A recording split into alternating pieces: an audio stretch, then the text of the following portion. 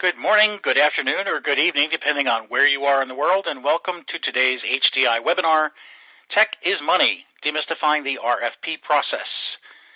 Today's webinar is brought to you, of course, by HDI. We just have a few housekeeping announcements before we begin. I'm Roy Atkinson, and I'll be your moderator and speaker today. If you experience any difficulty with the webinar itself, you can get help by clicking on the green question mark at the bottom of your screen. You can participate in the Q&A session by asking questions at any time during the webcast. Click on the red QA button and just type your question into the Ask a Question text area below the video window and click the Submit button. And this is a frequently asked question. You can download the slides from today's presentation by clicking on the green folder icon to the right of the QA button. At this time, we recommend that you disable any pop-up blockers because there will be a pop-up or two during the webcast. To chat with others who are attending today, click on the group chat icon at the bottom right of your screen. We love having you exchange ideas during the webinar. Please do. The slides will advance automatically to your view throughout the event. If you're experiencing any technical problems, please visit the Help Guide by clicking on the Help link below the media player. In addition, you can contact the Technical Support Helpline, which is also located in the webcast Help Guide. Remember that today's webinar will be available on demand after 24 hours, and you'll receive an email reminder to let you know it's available to you. You can connect with HDI on Twitter, on Facebook, on LinkedIn, and at connect.thinkhdi.com, which is our new community website for members. And as I mentioned, I'll be your speaker today.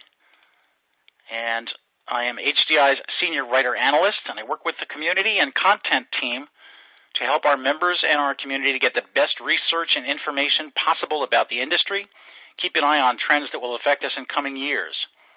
I spent 15 years as a support practitioner. I'm a certified HDI Support Center Manager, and I studied advanced management strategy at Tulane University's Freeman Graduate School of Business.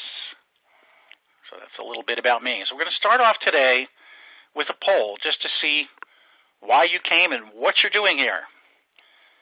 So we'd like to know a little bit about your current plans. Is your organization currently considering one of the following: a new ticketing system or service management software, other major technology purchase, engaging a managed service provider, engaging a business process outsourcer, or none of the above? You're just here to see what's going on.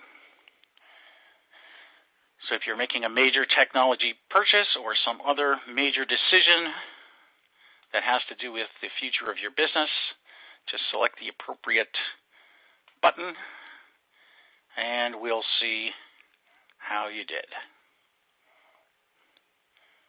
Okay. All right, I'm going to go ahead and stop the poll. And as you can see, most of you are here in order to look at new ticketing systems or service management software. That's over half of you. About a quarter of you are here, none of the above, so you're just thinking about the future. And small percentages of you, like 3 to 7%, are engaging in the other possibilities. So thank you for answering that question. I think we hit the sweet spot pretty well. I'm going to talk mostly about technology purchases, and that's about 60-70% of you. And I will also mention making those other RFPs as well.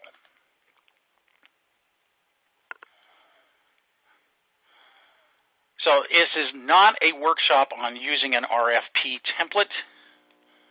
It is, in fact, guidance on getting the right results from your RFP. We're going to talk about what's involved in an RFP, and we're going to talk a lot about common errors that are made in submitting RFPs and constructing them. So if you're about to embark on this journey, I have a lot of information for you about what should be and maybe should not be in the RFP. So start with your goal in mind. It's so true. That's a Stephen Covey saying, begin with the end in mind. And decide what it is that you're trying to accomplish, really. Is it just buying software? Or are you trying to solve a problem? Are you trying to improve the processes of your business? Are you trying to replace outdated technology that you own? Are you trying to replace a solution provider? Now, those are really the two major reasons that people look at RFPs for new technologies, is because either they're unhappy with the technology or it's outdated, or they're trying to get out of a bad relationship with a solution provider and move to someone else. So make sure that you know which one of those you're doing.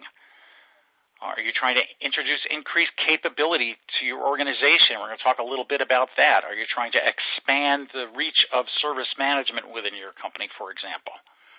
Or are you trying to outsource and move to managed services? And some of you are. Not a high percentage, but some of you are.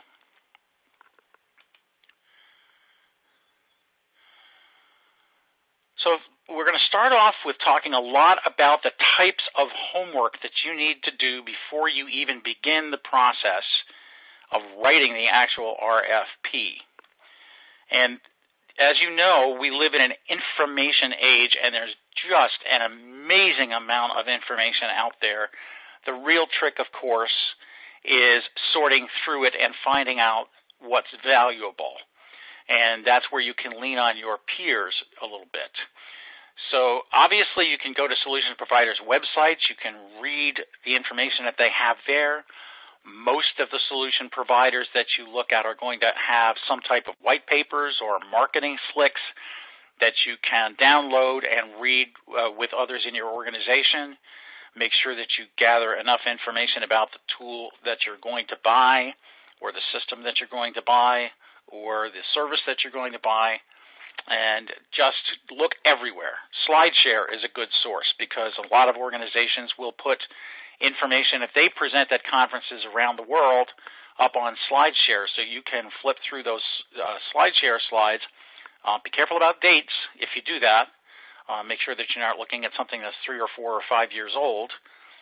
But there's a lot of information. Social media, if you're on Twitter, ask around. And I'm going to talk about that a little bit later on, where a lot of the information in this webinar came from. And also, of course, we just finished up with the HDI conference in Orlando last week. It was terrific. The conference expo floor was packed with people looking around at the various products and services that were available there. And that's a great source of information to have a conversation with some of the people that work for that particular vendor, get lots of information, and tell them about your particular needs. Ask a lot of questions. And, of course, you can go to a local HDI chapter meeting or some other organization that you belong to and exchange information with your peers there. Always a great source of information. Talk to people who do what you do and find out what they're looking at, what they've accomplished in their organization, the types of goals that they have. Always a terrific source of information. So we're going to talk about a little bit about the 3 R's here. And RFP might not be the first step in your journey. You might want to look at an RFI, a request for information, if that's what you're looking for. And these particular descriptions of the 3 R's come from Humboldt State University. It's a public site. You can get to it. I believe that link will be live in your downloaded slides, so take advantage of that if you want to read a little bit more about this. So RFI is used when you think you know what you want, but you need more information. That's pretty straightforward, right? Then you might want to do a request for quote. So you know what you want, but you need information on how the vendors would meet your requirements and how much it will cost. If that's all the information that you need, maybe an RFQ is the right way to go. But the RFP is the most formal. It contains all the information and also has strict rules, and we'll talk a little bit about those and how to make sure that those rules get the best results for you as you go. And is your homework done yet? No, you're just getting started. just getting started with your homework. So here we go. Leave yourself ample time.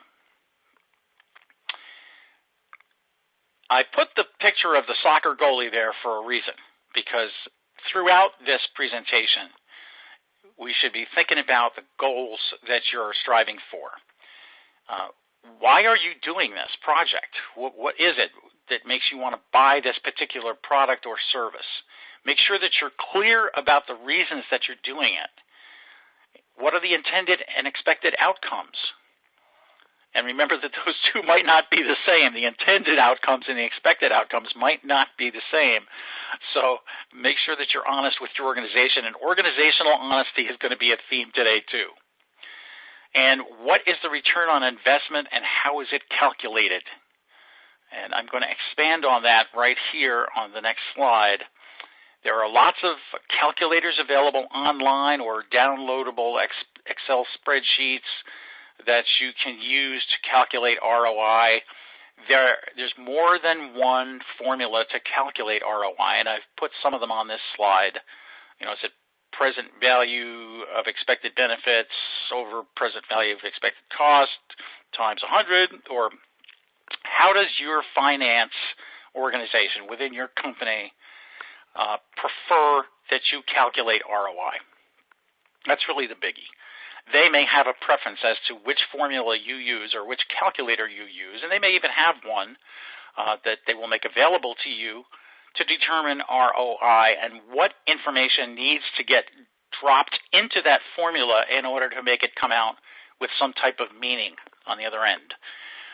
Everybody's going to ask about ROI. That's going to be one of the major questions that you get asked right at the beginning of the project, and you should be able to respond to that with an answer and just make sure that you use the tool that your organization prefers. And when you're calculating that ROI, although ROI is figured using numbers, using money, remember that there are other things that you should think about adding to what seems to be a rather simple formula, the increased capability that you might have by buying this particular tool and putting it into use in your organization, the replacement of redundant tools that you already have, if there are other areas of the business in which this tool is going to be used or this managed service provider is going to be used, what it's going to be replacing. With software, you have to look at the difference in licensing costs for sure. And we'll talk about a little bit the difference between SaaS or cloud and on-premises a little bit later on. But make sure that you compare the licensing costs and try to make them as much apples to apples as you can. A lot of the vendors use different pricing models. Some of them may charge per seat, straight money. Some of them may have costs that are involved with installing if you're using an on-premises solution, or a purchase of that plus a licensing fee per annum. You may be able to use concurrent seats rather than a total seat number, and that could make a huge difference in the licensing costs that you're looking at. And another thing that you have to look at is how much is it going to save you in terms of manual procedures. And remember that manual procedures always introduce errors. So count the errors, as the error reduction as part of your ROI.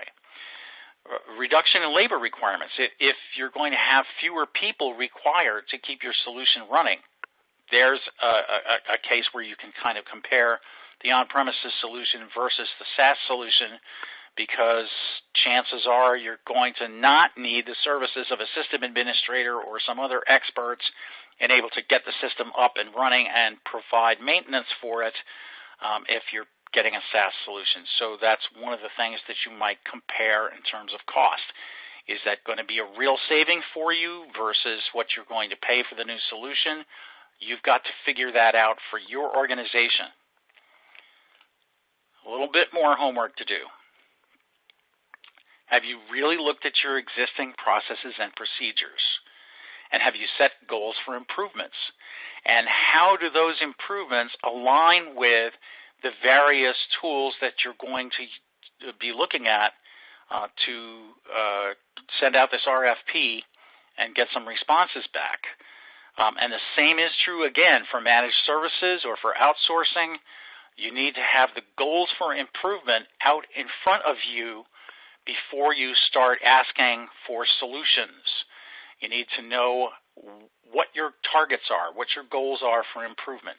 And I'm going to say that again and again throughout this presentation because it's the most important thing. And be realistic about it. And I'll come back to that theme as well. Like right here. This is the first of our organizational honesty checks. We'll do a couple of these today.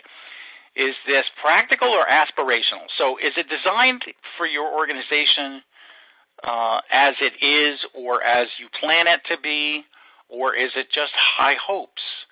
And if you look at the quote on the bottom from Richard Josie there, let's order ITIL, 250 questions later, you realize they only want to do a couple of processes, and they're asking to do 20.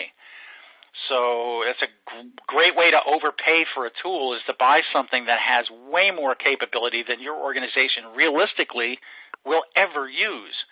So make sure that you're being realistic and honest about it when you decide to move forward with a journey.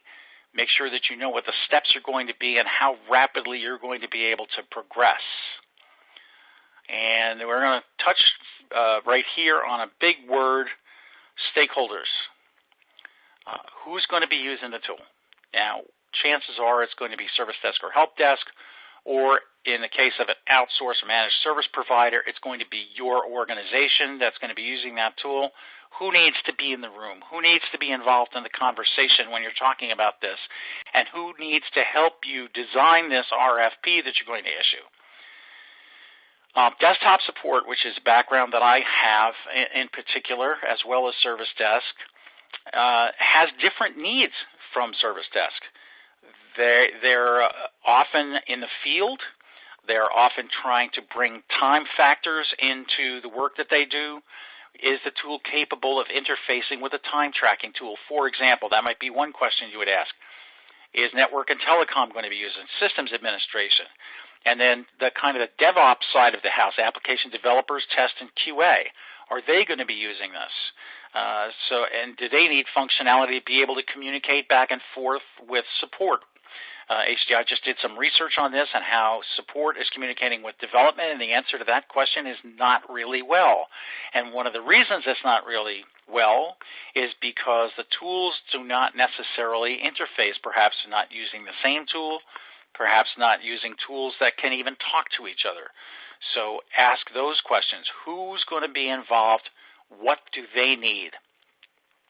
If you're thinking about enterprise service management, is HR going to be in this? Is customer service, and that's your customer-facing customer service, going to be in it?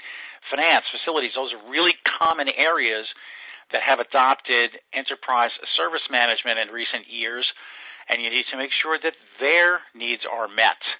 And I'm going to talk about some special considerations for those in terms of risk and security. So what do all of these areas need? And I unfortunately skipped over customers. Don't forget them. Don't forget things like the capability of communicating with them the right way and sending the right number of alerts to them during the process of their request or their incident to make sure that they're updated in a timely fashion but aren't being pelted with email from your system. So what do all of these people need that you're not thinking about from your service desk perspective? Make sure that you consider as many stakeholders as possible and give ample time for them to give you feedback. You might want to start by thinking through some of the information that you need from them in order to make something work for them. Let's take a look at what organizations are looking to buy right now. And this comes out of our 2015 Support Center Practices and Salary Report, which of course comes out in November of 2015. The next one will be available in November of 2016 or thereabouts. And this is a stacked bar chart, which is always fun to read. But when you download the slides and you can take them away and look at them a little bit more length, you'll find that it's pretty easy to spot the tools that are in high demand by looking at the green and dark blue bars in there. And I'm going to share with you some of the more intense purchases that are sought this year. So here's your top 5. Self-service Tier 0 unassisted self-help. Sharing knowledge with your customers is extremely important now. You can, if it's done right, take some of the burden off your contact channels, your phone, your email, your self-submitted tickets, whatever it happens to be. You can lower the number of contacts, and that's something, of course, every organization is interested in trying to keep costs down. Service catalog or service portfolio, very much in high demand right now. Knowledge management, which makes a huge difference in organizations, and that plays into your self-service Tier 0, of course. Correctly managed knowledge is how you have a healthy self-help system, so make sure that your knowledge management is under control. If you're looking for a knowledge management tool, you're in lots of company. Asset management and service level management are some of the other big ones that organizations are looking for. Remember that these are not the processes, okay? These are the technologies that people are looking to buy because they have decided that these particular processes or systems are important to them.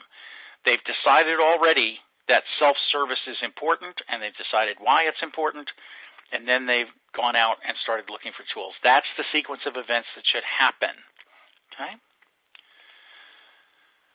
Now, there's always a choice, today more than ever, between on-premises, notice that premises is plural, that's the way it should be, or software as a service, or if you prefer cloud, that's fine. And there are different reasons why organizations will look at one of those or the other, and I'm not going to go through all of them. You can do that by looking at the slides.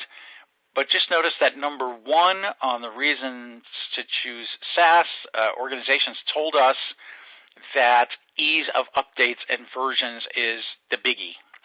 It doesn't have to turn into a major project that involves data center upgrades and everything else if your software is being provided from somewhere else.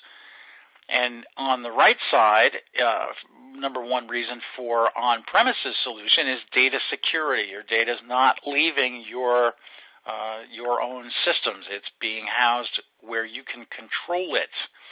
And this information comes from the HDI Research Brief, Service Management Solutions, Where Are We Now? And that's from December 2014. And so I don't want to quote any of the stats on purchasing from that report, but the reasons that people choose one way or the other don't change very much. So I pulled this information out of that report simply because it talks about the reasons that people are buying one side or the other. So when you start thinking about whether to be on premises or have it provided for you through SaaS or cloud, you can compare your reasons with theirs. So you've done all of that. You've identified your stakeholders and you've figured out what your goals are and you've examined your processes, and now it seems like, well, okay, the homework is done, your ducks are in a row, and now what? So we're going to start talking about the things that should or should not be in your RFP. So here's a couple of quotes from Stephen Mann, who is a well-known writer in IT service management, and he says that he's been on all sides of this, by the way, as an analyst, as a vendor, as a practitioner. So it says that customers end up with an ITSM tool that probably isn't as good a fit to their needs as they would have wanted. And a lot of that has to do with having not thought through this RFP process completely. And tool vendors don't like multiple choice RFPs. And what he says about that is that they're tedious to complete. And he says, just think about responding to yet another 500 lines of yeses, nos, and fudges. And the vendor knows probably you'll never use much of this, at least not without significant investment in people and processes. And they've probably seen the same RFP before. Why? Because it's a cookie-cutter RFP. So make make sure that when you take a template off, downloaded from online somewhere, that you're making it fit the real purpose from your organization for whatever it is that you're looking to purchase. And Stephen says they might even recognize another vendor's words in the RFP. And that's got to be disheartening. If I'm vendor A and I see vendor B has written 2 of the paragraphs in the RFP, well, I know that they've been working closely with you, and maybe I'm going to lose hope that I'm going to ever get this bid. And it distracts from the vendor's ability to deliver for you a fit-for-purpose solution. And the vendor certainly wants you to use more and more of its capabilities, both from a stickiness perspective and from an upselling opportunity. From a stickiness perspective, Stephen means that if you're using solution A and you're happy with solution A, or at least reasonably happy with solution A, you're probably not going to change. So that's right up front. Think about where you're getting the construction of the RFP from. And there are a couple of tools that I put in the resources folder, which you can get at the bottom of your screen, but not a full RFP template. And I did that on purpose, and I did that because I want you to look at a variety of RFP styles and templates and think about which one really fits your organization and your purposes for this particular project best, and then customize it to make sure that it says what you need it to say. And we talked a little bit about the stakeholders in terms of putting together the requirements or the design of the systems that you're going to buy, or what managed services you need to purchase, whatever it happens to be. And now I want to look a little bit about who makes the decisions. And this is also coming out of our Support Center Practices and Salary Report. And it's a little bit surprising for some vendors, if there are vendors on the webinar today. This might surprise you a little bit. It's something that we've known for quite a while. Those of us who have been practitioners certainly know it. And if you're local chapter people, this is useful information for you as well. It's not just the executive level that's involved in making the purchases. In fact, we see that involved in advising and influencing the decision, support staff and the support manager or director level are the predominant folks who are involved in advising and influencing the decision.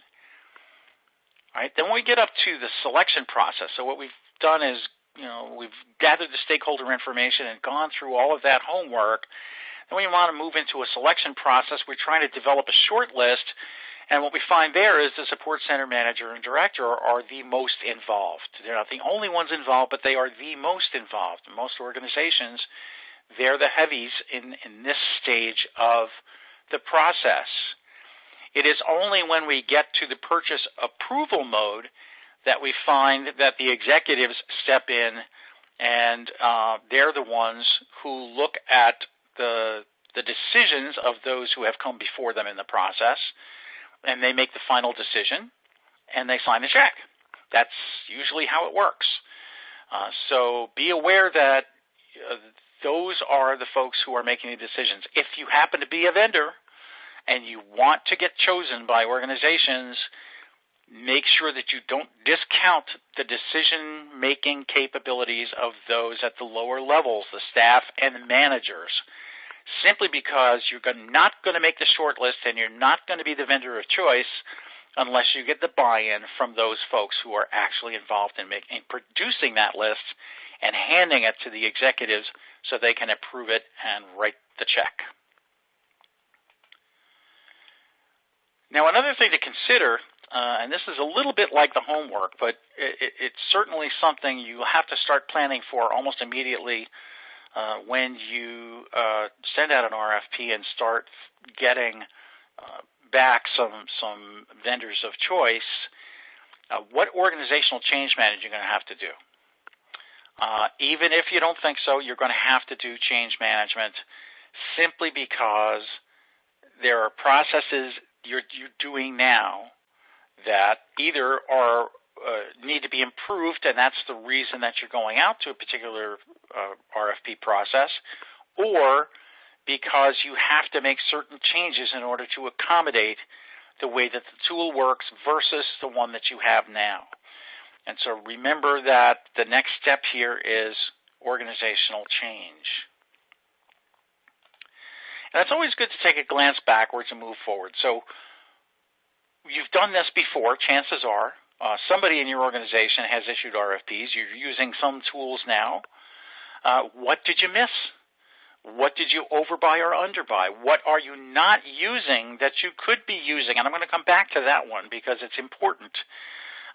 Maybe you don't need to buy a new thing, or maybe you don't need to outsource this particular function because you can find internal efficiencies or internal capabilities that you're not using now. And this was really well expressed by James Finister, who said, I wonder how many people read the previous RFP and think, well, that didn't work. Have you gone back and read the previous RFP? That's a really, really great suggestion. And even if you're not thinking along the lines of, well, that didn't work, maybe you can use it as a continual improvement. Gap analysis, as Simone suggests. So you might want to read through all that and make sure you understand it and what happened between that time and this time. What is the current state of your organization as compared to what that previous RFP suggested that you might turn into, and where did the gaps occur? Okay, so once you think about all that, now we can start thinking about what really needs to be in the RFP. I know there's a lot of preliminary work to get here, but here we are. And now we're going to talk a little bit about this. So you have to have background on your project. What are you doing? Why are you doing it? And what you want the solution provider to do. So how, when, and where, summary of key points and deliverables. What are they responsible to hand you during the project or before the project? And specifically in the RFP, remember we said before in the differences between the RFI, the RFQ, and the RFP, we said there's some specific information. It's more formal. So here's what you want to include. You want to tell the vendor about your organization. Maybe you want to talk about your own maturity assessment.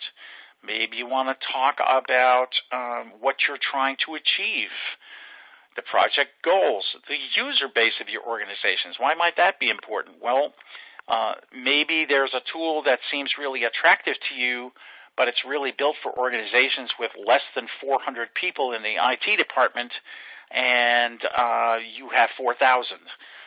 So will it scale becomes a question. How are they going to respond to this proposal? When? And to whom does that have to go? It's all important information. Those details are important. What are the acceptance criteria? So that means in order to even look at this proposal when it comes back, what hoops do vendors have to jump through in order to be accepted?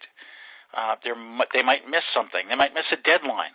They might miss something important in the way that they phrase something that's important to your organization. Be careful to state the acceptance criteria, the evaluation criteria. How are you going to judge who wins? Why is that important to the vendors? Because they want to know. They want to know what they're up against, first of all. They don't necessarily need to know who, and probably shouldn't, but they want to know how you're going to judge so that they can persuade you to use their particular solution because they've constructed the language in their proposal to meet your evaluation criteria. Is that twisting it a little bit? Well, maybe, but it's you should tell people how they have to answer a question in order to get a successful outcome. And for sure, let them know when it's due. And there's usually not only a date but also a time. I'm going to have one more word to say on that in just a few minutes. So here's all the stuff that needs to be in this RFP. your business requirements and the requirements of your project. Don't forget about compliance and legal requirements. Very important and more important as time goes on. The operational and technical requirements that you have, and quality and security. Big word right now is security. So compliance and legal and security kind of go together. Those are two halves of something that you really need to think about, regardless of what your solution is. And that also goes, again, for managed services and for outsourcing. You really need to think about the security of your data, and you really need to think about your compliance and legal obligations. So I'm going to talk a little bit about that and in some more detail here. So you have to understand what those regulatory obligations of your organization are. Certainly if you're in the healthcare industry, HIPAA or PCI DSS, if you take credit cards, Sarbanes-Oxley applies to almost any business these days. ANIS is the European compliance requirements, and there are many, many, many others. These are not the only ones. So make sure that you fully understand what's required of your organization and that you clearly state those requirements in the RFP. Don't leave the vendor a loophole to get through if they sell you a solution that does not fit your compliance requirements, okay? Understand the privacy policies of your organization versus the provider. So suppose you have employees that have agreed to the use of their personal information in certain ways, and you wind up getting a solution that has privacy policies associated with it that are different. How do you reconcile those two?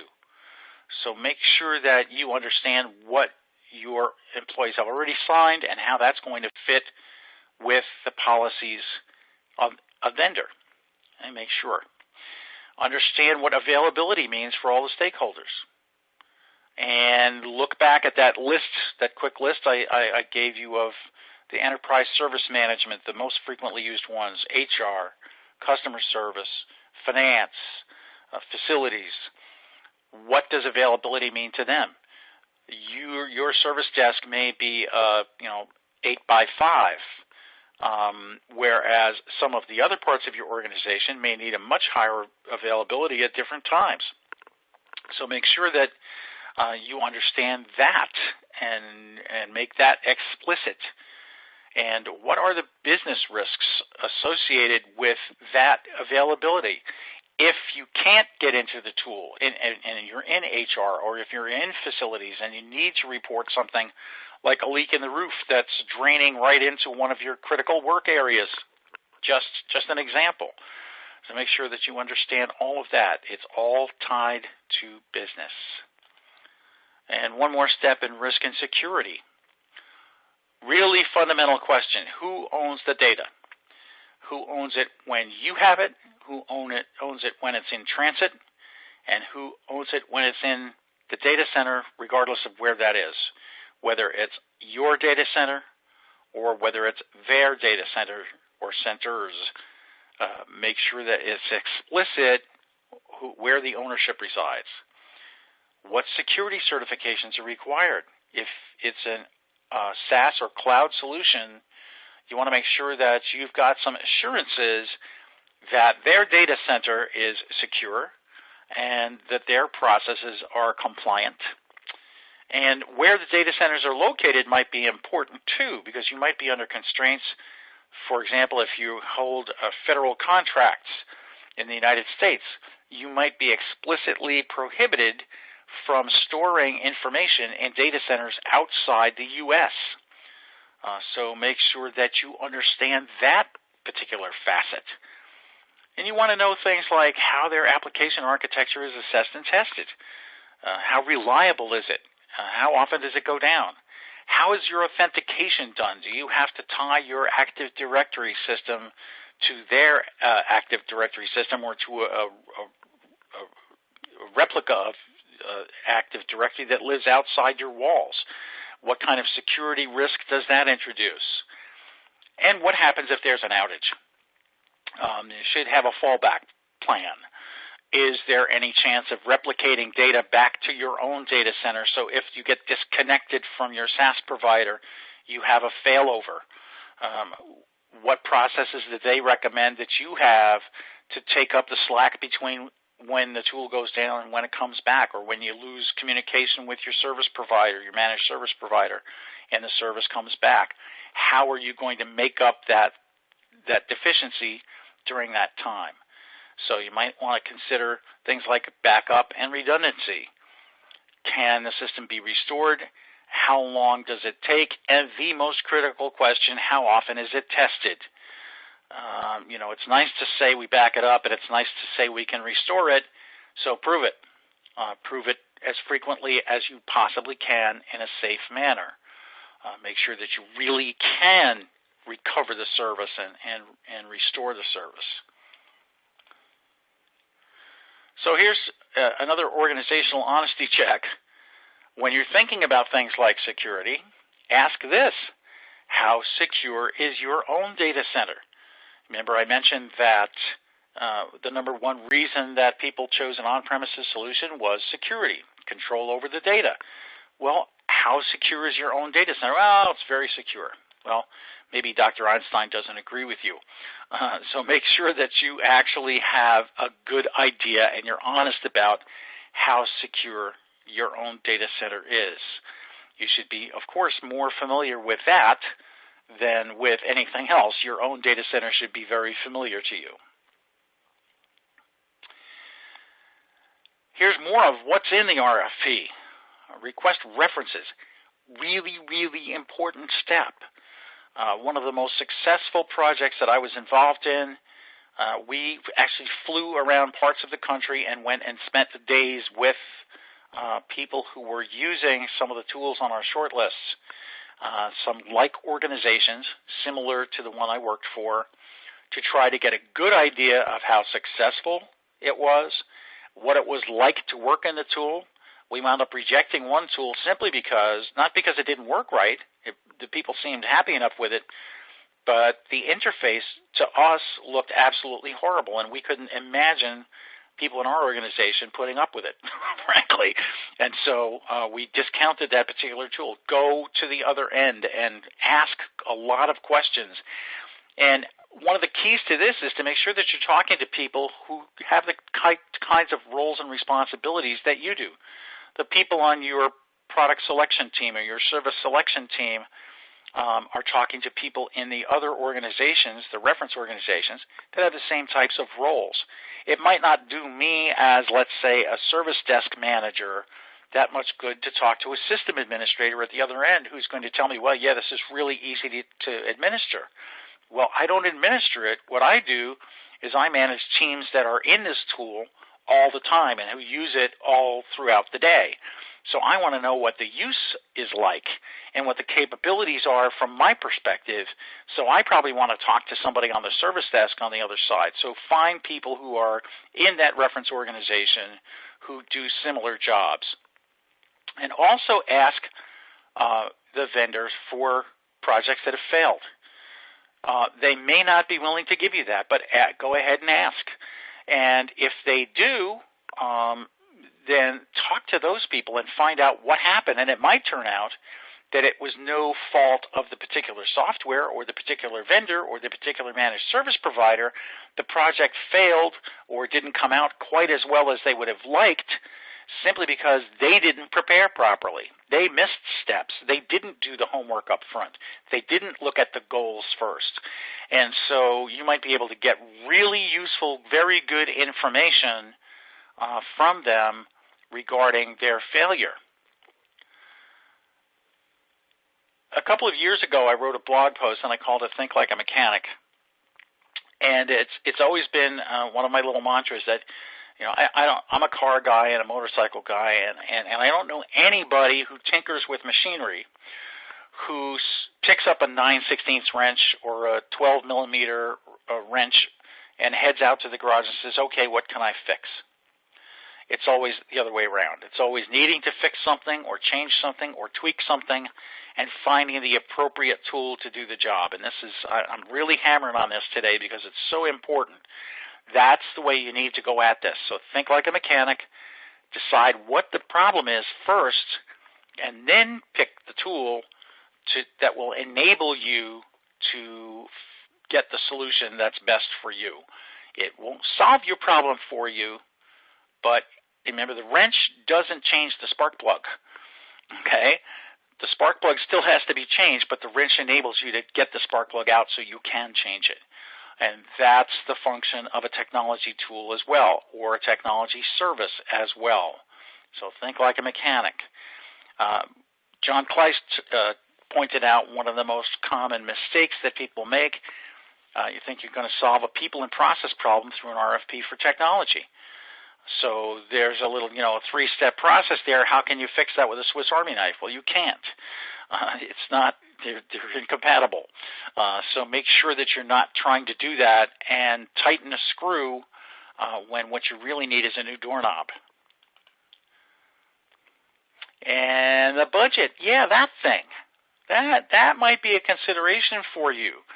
You might want to have that lovely filet mignon in the French restaurant, but you might only have the budget to get the mixed veggies over the campfire. So make sure that you are being realistic and staying within your budget. You should know what that is up front, and that kind of goes without saying, but I had to say it. Make sure you're asking the right questions as you go along here, but not every question. You don't need to ask every question in the book. Remember in that little quote I read from Stephen Mann about 500 lines of yeses, nos, and fudges. Well, that's because people were asking every single question in the book. If you have a verified IT service management solution that supports a dozen processes, should you be asking really elementary questions?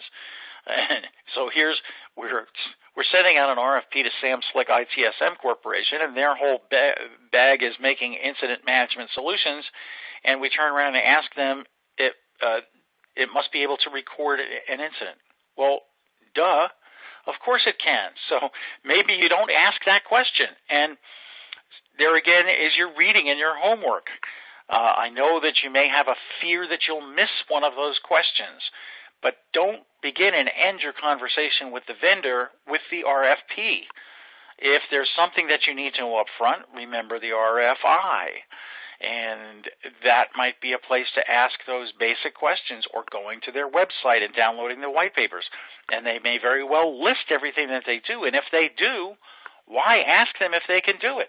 If they already say, we do, our software will handle incident, problem, change, release, asset management, and all this other stuff, well, then why are you asking for that? Their spec already includes it. So that you're assuming that. Be careful how you do it, but there's no need to ask every single question. And this is a really good idea, too. Inside out, outside in. So whether you're looking from your perspective outward toward customers, or whether you're looking from the outside of the organization in, too much focus on being what IT needs instead of the business, and not having a true understanding of how the solution fits the needs, from Elaine Hutton. So again, you're looking at the business outcomes and the business needs. That's where the focus needs to be. And this is a great quote here. I'm going to tell you where all of these came from in a few minutes. Describing the solution rather than the objectives and outcomes.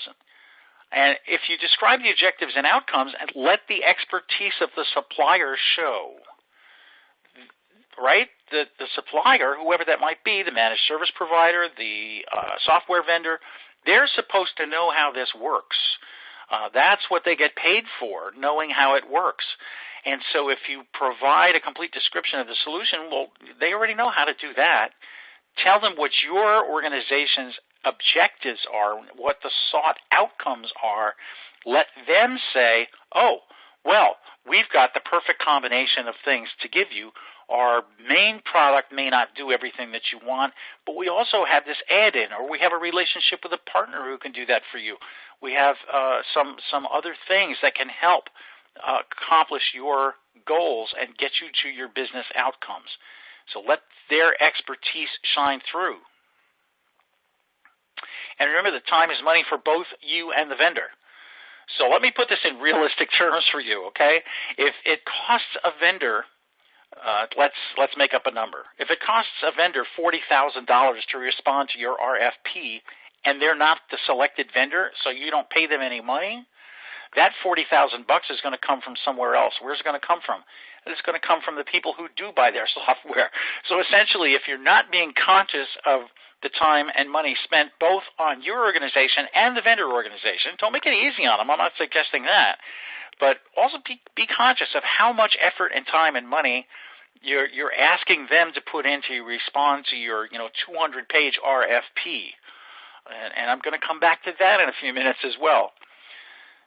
So here are some common RFP mistakes, not including any option that doesn't include a certain vendor. So there you have an explicit favorite. Saying things like it must have in-depth knowledge of our organization. Well, who has that? The vendor you already have. Again, too much focus on how the results are achieved rather than what the results should be. Thank you, Stuart Rance, for that. And sometimes it can be as simple as discovering that they have functionality already included. Now, this is what I mentioned before, is that you may already have a capability that you think you have to buy into. Maybe you're not aware of facets of your existing solution that will do what you need it to do. All you need to do is have a conversation with the vendor and get something enabled, or have them suggest a plugin or a partner that provides that particular thing. And it can save you a ton of money rather than going out and starting from scratch. Okay? Just examine what you have before you decide what you need. And now I talked before a little bit about the time frame. So we're going to make an RFP with Silly Widget and Company, and we're issuing it on December 3rd, and it's due back to us by 5 p.m. on January 3rd. And the question is, what's wrong with that picture? Well, something happens during December and very early January every year, and it's called a bunch of holidays. It is a ton of holidays celebrated by all kinds of various religious persuasions and people who don't have religious persuasions. So it's a really bad time for vendors to be responding to RFPs because they have planned time off. They may have reduced resources because everybody takes vacation at that time of year. It's important to think about that too. Play nice with the vendor. You want to start to build a relationship with these people. You're not going to start building a good relationship with them if you're asking them to work overtime on New Year's Day. Let's be explicit about it. So make sure that your time frame for response is fair to you and to them. Because your organization may have reduced resources during that particular time of year as well. And if they have questions or problems or something they need to contact you about, it may not be a good time for either side. And I just had to say this, it doesn't end with the project. A project, by definition, has an end. But service management does not. So, Stephen Mann, again, not only do vendors want you to buy the tool, they want you to keep using it. And so they want you to be happy with the fit of the tool for the purpose that you have. That's fit for purpose is a big watchword. So remember, again, that you're building a relationship. So quick review. Start off by doing your homework. Read the previous documents that have come out of your organization. Understand the business goals, the costs, the risks, the return on investment. Understand the changes that you want to make and those you must make. That goes back to that organizational change management I mentioned earlier. Ask your peers in other organizations, at conferences, at meetings, at whatever. Discuss this with them. Read the research. Go to the industry analysts. See what they have to say. If you're playing in the big leagues, maybe the two big analysis firms can help you. Be realistic. Be honest about your organization. Don't overreach your budget. And think in terms of benefits, not features. Features are aspects of the tools. Benefits are what they can do for you. So that's a huge difference, and very often salespeople will try to sell you on features. But what really counts is benefits. And then start building a relationship with the vendor. You can start early on doing this, and you might want to build relationships with a bunch of different vendors. They're not going to be overwhelmingly upset or hostile if they're good. If you decide to go with someone else, they're going to wait around and see if there's an opportunity in the future, or maybe an alternative. So build those relationships. And remember, above all, that it is a business decision, not a technology decision. And this is where all those quotes and comments came from. The Facebook group Back to ITSM, these people give selflessly of their time to answer questions, and I simply asked a question. And I got well over 40 comments from these folks. Thank you very much, all of you, for contributing to this webinar. And I really appreciate resources like that. So take advantage when you're looking for RFPs. So now we'd like to make sure that you have an opportunity to comment. And so if you please fill out the survey that has popped up on your screen. And I'm just going to read quickly some information before we get to, maybe we have time for a couple of questions.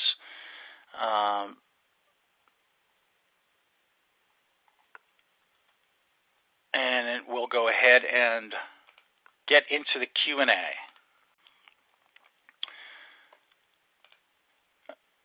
Is there a difference between an RFP and an RFQ? Yes, there is. The RFP has much stricter rules about when it's due, how it's due, and what the procurement qualifications are. If you download the slides, there's a good description of that early on. The RFI, RFQ, and RFP are a little bit different. And so you might want to take a look at that slide. Larry, that was from Larry. And talked a lot about technology RFPs. What are key differences between those and RFPs for, say, an outsourced service desk or some other service? The process is extremely similar. You want to look at what your business goals are. You want to look at what process improvements you want to make. And then you want to issue the RFPs to those vendors who look like they're going to be able to provide, meet those goals and provide those services in the best manner. So the processes involved are virtually identical. It's just a question of what you're going to buy. Are you going to buy a tool or are you going to buy a service? So think about your requirements and business outcomes desired as first things. And then you can get into actually constructing the RFP. Thanks very much for those questions. And we really appreciate it. And coming up next month on May 18th, HDI's next webinar is Managing a Distributed Workforce. Follow the Sun, we're calling it, with Brandon Cottle, who is a service desk manager who, in fact, has a hugely distributed workforce. So I'd like to thank you for attending today's webinar, Tech is Money, Demystifying the RFP Process, brought to you by HDI. For more information related to today's webinar, please visit any of the resource links.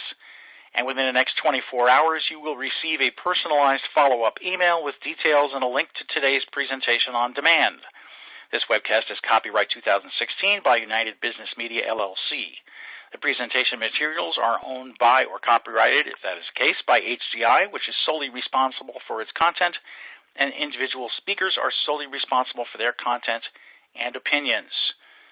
On behalf of HDI, thanks for your time and have a great day.